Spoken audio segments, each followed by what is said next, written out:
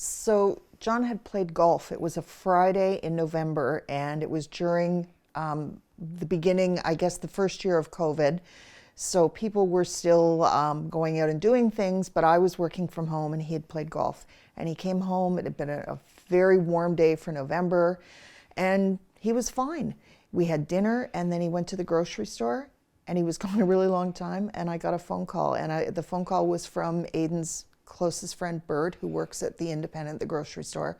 And he said, John came in and he fell.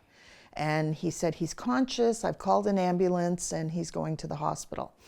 So I didn't know what to think. And I realized I didn't have a car. So I had to call friends of mine to drive me over to the grocery store, got the car, went to the hospital, and they wouldn't let me come in.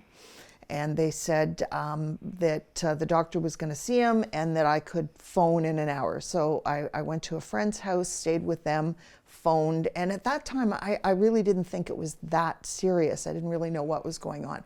But I called, spoke to the hospital, and they said, well, he has a head injury, but we checked with another hospital to see if he needed to go there. And they said no, that he could stay here and that I should call in the morning. So I started calling like early in the morning and couldn't really get any information. They just said to me he was still asleep, and this went on for 4 or 5 hours.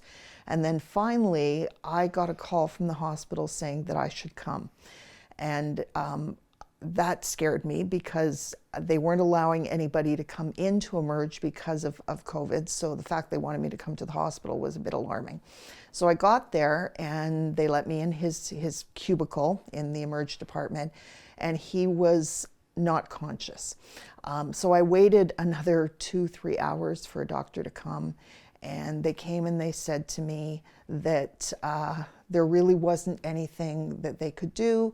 They weren't sure what was going on. The bleeding in his brain might be getting worse, and that it was just a matter of waiting to see. And I said, well, can't you do like can't you do some sort of test to find out what's going on? And they said, well, there would be no point. Anyway, I insisted that they do it anyway because I wanted to know. They came back and they told me that he was getting worse and that he might die. And at that point, they decided to consult again with the hospital in Kingston, and they were told that they should bring him there, that he needed to be transferred there. And just by fluke, the orange helicopter had landed. They weren't there for John. They had actually got there for another patient, but then they decided that John was more serious than the other patient. So they were getting ready to transport him to Kingston. During this whole time, Aidan wasn't able to come in. I was talking to him, but he wasn't able to come and see John or to be with me. And they put him in the ambulance. They had to intubate him because he started to lose consciousness or stop breathing.